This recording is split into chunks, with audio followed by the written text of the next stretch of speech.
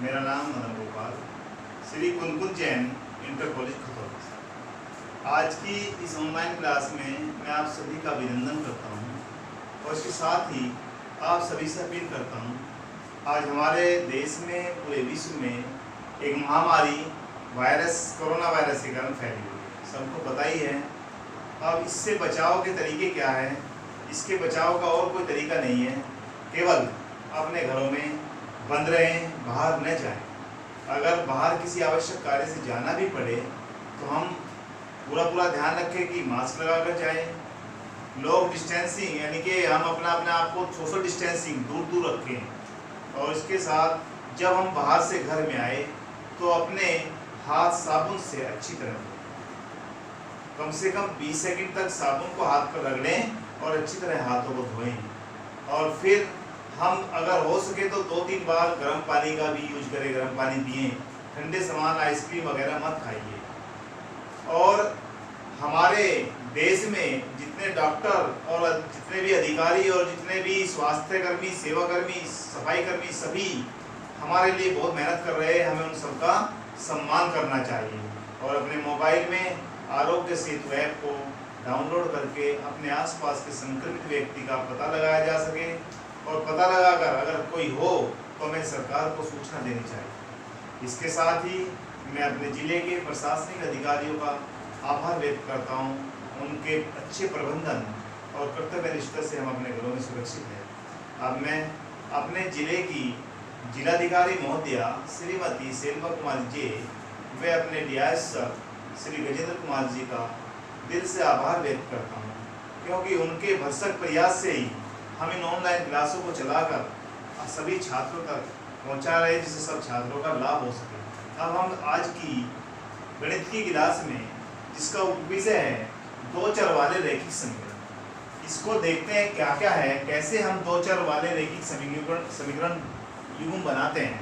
अब तक आपने रैखिक समीकरण पढ़े थे, जिसमें क्या था, जैसे कि ये समीकरण लिख देता हूँ मैं, 2x + 3y बराबर 5 या +5 बराबर 0 लिख देते।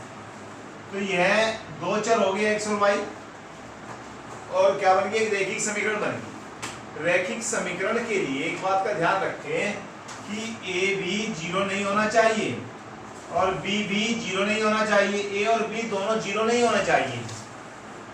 तो अब हम चलते हैं बात किस पे, युग्म पे। युग्म माने जोड़ा, पेयर। अब पेयर बनाना है तो पेयर बनाने के लिए हम क्या फॉर्म बनाते हैं, a1x + b1y + c1 बराबर 0। दूसरा पेयर बना दीजिए साथ में, a2x + b2y + c2 बराबर 0। अब ये बन गया हमारा दो रेखाओं का एक युग्म बन गया, पेयर बन गया। अब इसमें युग्म में a1 क्या होता है भाई, b1 क्या, c1 क्या होता है, एंड a2, b2 और c2। ये क्या है, ये वास्तविक संख्याएं हैं। ये क्या है, वास्तविक संख्याएं। अब ये वास्तविक संख्या नहीं, रियल नंबर्स हैं। कोई सी भी हो सकती है, प्रीमे भी हो सकती है, एवरी में भी हो सकती है। और x एंड y दोनों क्या है, चर। x y क्या है, चर है। ये हमारी दो रैखिक यानी कि रैखिक समीकरण का एक युग्म बन गया।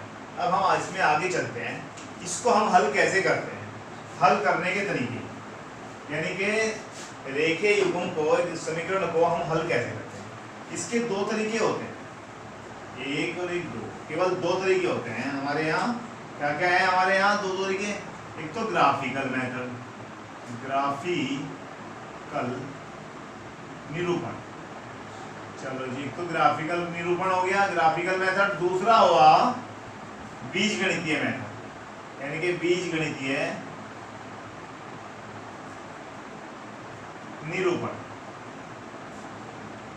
अब बीजगणितीय निरूपण के 3 पार्ट होते हैं। फर्स्ट पार्ट क्या होता है इसका, फर्स्ट पार्ट ग्राफिकल, तो ये हो गया। बीजगणित के 3 होते हैं, तो प्रतिस्थापन। क्या होता है भाई, प्रतिस्थापन। दूसरा होता है विलोपन, और तीसरा होता है ब्रज गुणन। ब्रज गुणन। यानी कि एक तो हो गया सब्स्टिट्यूशन मेथड, एक हो गया विलोपन यानी कि एलिमिनेशन मेथड, एक हो गया ब्रज गुणन यानी कि ब्रज गुणन का मतलब हो गया, इसे यहाँ पर लिख देते हैं ब्रज गुणन यानी क्रॉस मल्टीप्लिकेशन मेथड। अब इसमें हम सबसे पहले कौन सा लेते हैं, ग्राफिकल मेथड लेते हैं। सबसे पहले हम किस पर बात करते हैं, ग्राफिकल मेथड।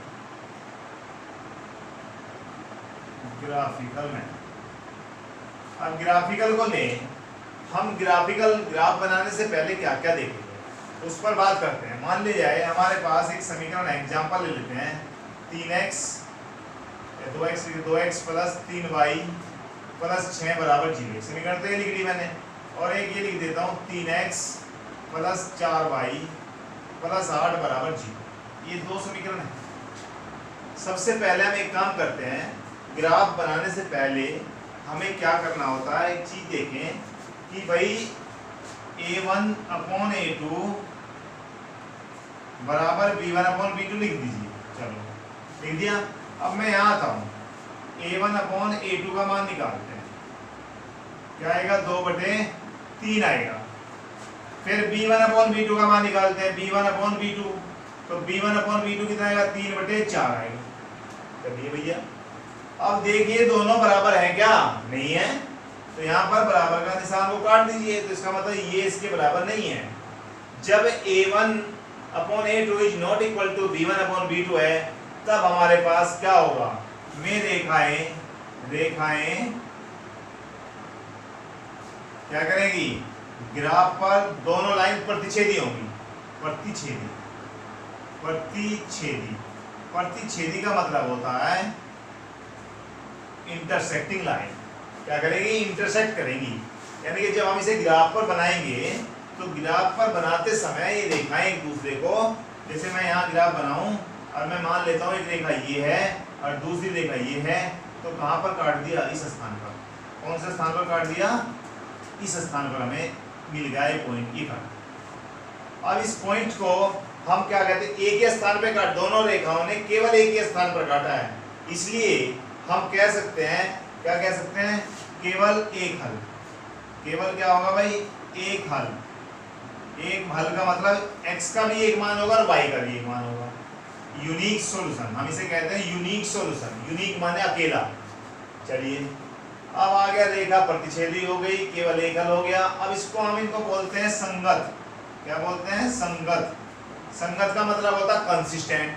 ये रेखाएं कैसी हो गई, संगत। अब हमारे पास इसके ग्राफ की सारी पोजीशन आ गई। हम बता सकते हैं, अगर पूछे जाए ये संगत है या असंगत है, इस तरह से बता सकते हैं। इस समीकरण के हल एक है या अनेक है या नहीं है, ये भी बता सकते हैं। रेखा कैसी है, प्रतिच्छेदी है। तो हमारी सारी बात इससे निकल गई। दूसरा देखते हैं, सेकंड कंडीशन क्या हो। मान ले जाए मैं यहाँ पर कर देता हूँ,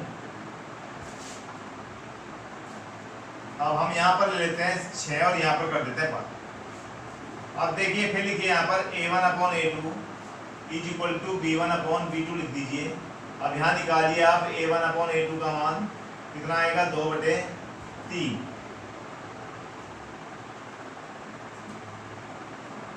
बता लेते हैं समीकरण को।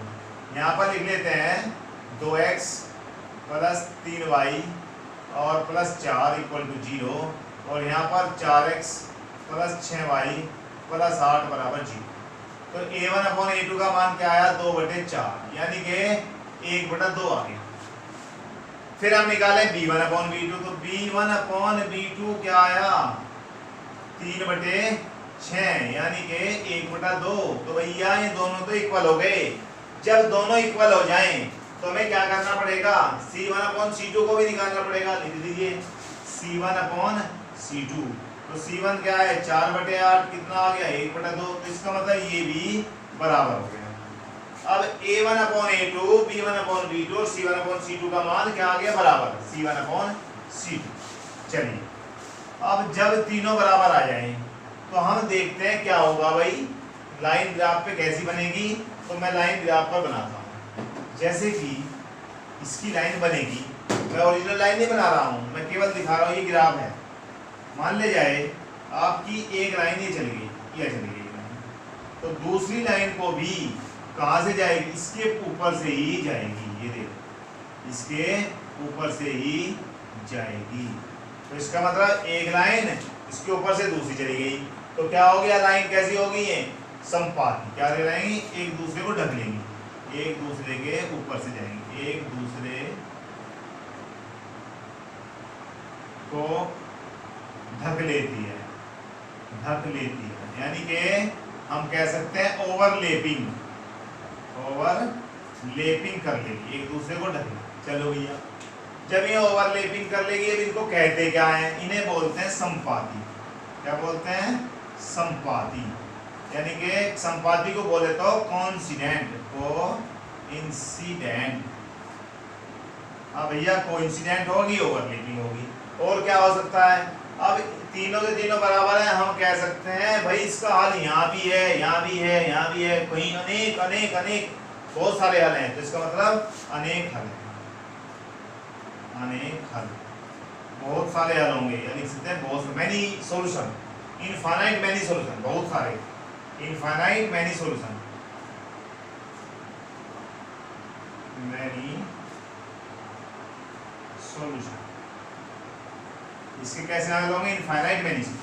ये हमारी सेकंड कंडीशन होगी। अब हम थर्ड कंडीशन पर जाते हैं, इसको भी मिलो देते हैं, थर्ड कंडीशन पर जाते हैं। थर्ड कंडीशन में मैं यहाँ पर कर देता हूँ, मान ले जाए मैं यहाँ पर 12 लिख देता, करते हैं a1/a2 is equal to b1/b2 लिख देते हैं पहले से ही, पहले इसको निकालते हैं। तो a1/a2 हमारा क्या है, 2/4, b1/b2 हमारा क्या है, 3/6, यानी कि 1/2। यहाँ पर कितना आया, 1/2। c1/c2 निकाला, 4/12, कितना आया, 1/3। इसका मतलब भैया जब दो बराबर हो तीसरा जब ही निकालते हैं, निकाला तो तीसरे वाला क्या आया, c1/c2 बराबर नहीं है। भाई नहीं है तो ठीक है, नहीं है तो बहुत बढ़िया बात है। अब आगे इसमें देखते हैं हम कैसे इसकी बनेगी लाइन। जब हम इसे ग्राफ पर बनाए तो ग्राफ पर ये बनेगी, मान ले जाए एक यहाँ से चली गई तो दूसरी कहाँ से जाएगी, दूसरी इसके समानांतर जाएगी। जब समानांतर जाएगी तो कहीं मिली नहीं, तो इसका मतलब क्या क्या होंगे इसके, पहली बात तो ये कैसी है, संगत, यानी कि कोई हल नहीं है। तो जब कोई हल नहीं है तो असंगत है, असंगत, यानी कि हम कह सकते हैं इनकंसिस्टेंट। क्या कह सकते हैं, कंसिस्टेंट। चलिए इनकंसिस्टेंट, असंगत है। फिर इसका मतलब क्या है, कोई हल नहीं है, आपस में कहीं नहीं मिली, कोई हल नहीं है, नो सॉल्यूशन, नो सॉल्यूशन। चलो भैया नो सॉल्यूशन। अब आगे देखते हैं, असंगत हो गई, कोई हल नहीं है, कैसी होंगी, समानांतर, समानांतर कैसी होंगी, पैरेलल, समानांतर होंगी यानी पैरेलल होंगी। ये हमारी तीसरी कंडीशन है। और ग्राफिकल पे देखने के लिए, ग्राफीय निरूपण करने के लिए हमें तीन ही मेथड हमारे पास है, हमने तीनों बता दिए। और तीनों से आगे अब चलते हैं हम बीजगणितीय निरूपण। अब बीजगणितीय निरूपण में यानी बीजगणितीय विधि से हम किसी समीकरण को तीन तरह से हल कर सकते हैं। अब तीन तरह से हल करने के लिए मान ले जाए हम लेते हैं, पहले सबसे फर्स्ट ऑफ ऑल हम ले लेते हैं प्रतिस्थापन। कौन सा ले लेते हैं, प्रतिस्थापन। प्रतिस्थापन का मतलब है भाई सब्स्टिट्यूशन मेथड। अब सब्स्टिट्यूशन मेथड करें, एक समीकरण लिख लेते हैं, मान ले जाए x + y = 16 है और x - जब सब्स्टिट्यूशन की बात करते हैं तो हम क्या लिख लेते हैं, एक समीकरण यहाँ पर लिखी, दूसरी को इसके लाइन पेपर पे पेज पे अपने यहाँ लिख लीजिए साइड में, x - y = 4, क्योंकि हम आसानी से एक दूसरे में प्रतिस्थापित कर दें। यहाँ पर इसे 1 मान लीजिए और इसे क्या मान लीजिए, 2 है। इसमें से जो जिसमें से आराम से x की या y की वैल्यू निकल जाए उसे निकाल लीजिए। भाई यहाँ से भी आराम से निकल सकती है, यहाँ से भी। अब मैं यहाँ से निकाल लूँ अगर, तो ये y + 4 हो जाएगा। y + 4 को जब पुट कर देते हैं, यानी कि समीकरण x = y + 4 का मान का बस समीकरण 1 में रख, समीकरण 1 में रखने पुट कर देते हैं वैसे। तो क्या बन जाएगा x, और x के स्थान पर क्या लिखा जाएगा y + 4, और y तो y ही है बराबर 16, तो y और y 2y प्लस कितना है 4 बराबर कितना 16, तो 2y बराबर क्या हो जाएगा 12, तो y बराबर कितना आ गया 6। चलो जी y का मान मिल गया। अब हम x का मान निकाल लेते हैं। x का मान क्या आएगा, समीकरण 1 में या 2 में रख दो, तो y बराबर 6 समीकरण 1 में रख लेते हैं, तो यहाँ से क्या आएगा x + 6 बराबर 16, x बराबर 10 आ गया। x का मान क्या आ गया 10 आ गया। हमारे पास y का मान निकल गया, x का मान निकल गया। ये थी हमारी प्रतिस्थापन विधि, सब्स्टिट्यूशन है। अब लेते हैं, इससे आगे चलते हैं। इसी कड़ी में हमारे दो और बचे, कौन सा बचा, विलोपन और ब्रजगुणन। विलोपन देखते हैं, तो विलोपन होता है एलिमिनेशन। एलिमिनेट मतलब इसके नाम से ही लग रहा है किसी को उसके स्थान से हटा देना, एलिमिनेट कर देना। चलिए अगली विधि लिखते हैं, विलोपन। विलोपन में क्या है देखते हैं। विलोपन में जैसे कि हम दो समीकरण ले लें, जैसे मैं लिख लेता हूँ 3x + 4y और बराबर 10 लिख देता हूँ। एक और लिख लेते हैं 2x - 2y बराबर 2। अब इसे हल करें। इसे हल करने के लिए क्या होगा, एलिमिनेट, या तो x को भगाएं या y को भगाएं, एक को भगाना पड़ेगा। अगर y को भगाना तो मुझे y के गुणांक बराबर करने पड़ेंगे, अगर x को भगाना तो x के गुणांक बराबर करने पड़ेंगे। अगर मैं x से गुणांक करूं तो इसमें 3 से गुणा करनी पड़ेगी, इसमें 2 से गुणा करनी पड़ेगी, दोनों में करनी पड़ेगी। अगर मैं y को भगाऊं तो केवल y में अगर 2 से गुणा करते हैं तो दोनों के गुणांक बराबर हो जाते हैं, तो हम उसे ले लेते हैं जो आराम से हो जाता है। एक बात और देख लीजिए, जब दोनों के चिन्ह जिस गुणांकों को बराबर कर रहे हैं उनके चिन्ह विपरीत हो तो समीकरणों को जोड़ने पर, और जब समान हो तो घटाने पर। इसे लिख देते हैं समीकरण नंबर 1 और इसे लिख देते हैं समीकरण नंबर 2। अब हम लिखे यहाँ पर समीकरण 1 लिख दिया प्लस समीकरण 2। अब 2 में क्या करा मैंने, 2 से गुना करी, तो पहले वाली को तो जू की तो लिख दीजिए 3x + 4y बराबर 10। यहाँ पर क्या कर दो, 2 दूनी 4x - 4y बराबर 4। आगे इसे काट दीजिए, 3 और 4 कितना आ गया 7x बराबर 10 और 4 कितना होगा 14, तो x बराबर कितना आ गया 14/7, यानी कि x का मान कितना आ गया 2। चलिए x का मान तो 2 आ गया। अब हम देखते हैं y का मान, x बराबर 2। अब तो कुछ भी नहीं रहा, समीकरण 1 में या समीकरण 2 में रख देते हैं। समीकरण 1 में रखने पर जब रखें तो क्या आएगा, 3 × 2 = 4y बराबर 10, यानी कि 4y बराबर 10 - 6, 3 दूनी 6, तो 4y बराबर कितना आ गया 4, और y का मान कितना आ गया 1, यानी कि x का मान कितना आया 2 और y का मान कितना आया 1। अब इन दोनों मान से हमें पता चल गया, देख लेते हैं कि सही है कि नहीं, आंसर सही है कि नहीं। उसका तरीका है, कोई सी समीकरण में इनको रख के देख लीजिए, संतुष्ट हो जाएगी। मैं पहले वाले में रख के देख रहा हूँ, 3 × 2 = 4 × 1, तो 3 दूनी 6 और 4, पक्का 10 ही आ रहा, 10 ही आ गया, तो हमारा आंसर बिल्कुल सही है। अब इसके बाद हमारे पास बची एक विधि, और वो है क्रॉस मल्टीप्लिकेशन मेथड और ब्रजगुणन विधि। अब ब्रजगुणन विधि का हम उपयोग करते हैं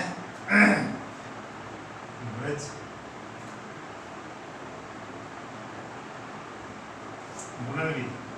अब ब्रजगुणन विधि में क्या है, इसमें देखिए हम कैसे करें। वैसे तो इसका सूत्र भी है, पर सूत्र को याद रखना आसान नहीं है, आसानी से वैसे ही हो जाएगा। वैसे तो हम सूत्र लगाएं भाई b1 c2 - b2 c1 A1 B2 - A2 B1, परंतु वो ना लगा के हम आराम से सीधा सीधा x बटे यहाँ y बटे और यहाँ 1 देखिए x चाहिए x लिख दिया, y चाहिए y लिख दिया, 1 लिख दिया।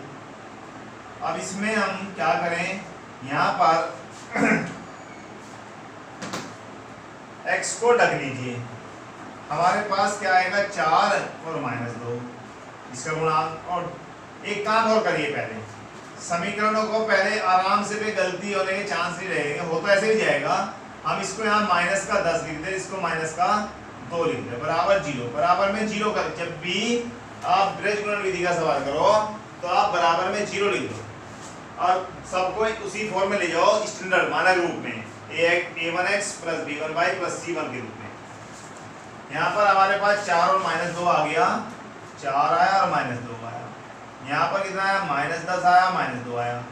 चलिए x हो गया, इसको ओवरलैपिंग करिए, फिर यहाँ पर इसे ढक लीजिए, यहाँ आ जाएगा -10 -2, फिर ये 3 और 2, फिर 1 वाले में इसको ढक दीजिए, 3 और 2, 4 और -2 x अपॉन इस पहले इसकी गुना इसमें, 4 दूनी 8 माइनस के 8 और 10 दूनी 20 माइनस और माइनस से कितना हो गया 20, माइनस प्लस हो जाएगा, माइनस माइनस प्लस। आगे चलिए y अपॉन 10 दूनी 20 माइनस के 20 और माइनस के 6, 1 अपॉन माइनस के 6 और माइनस के 8। भाई एक माइनस हमें तरफ से लगाना होता है, यहाँ बन जाएगा माइनस का 28, यहाँ बन जाएगा y बटे 20 माइनस के 14 और यहाँ बन जाएगा 1 अपॉन माइनस के 14।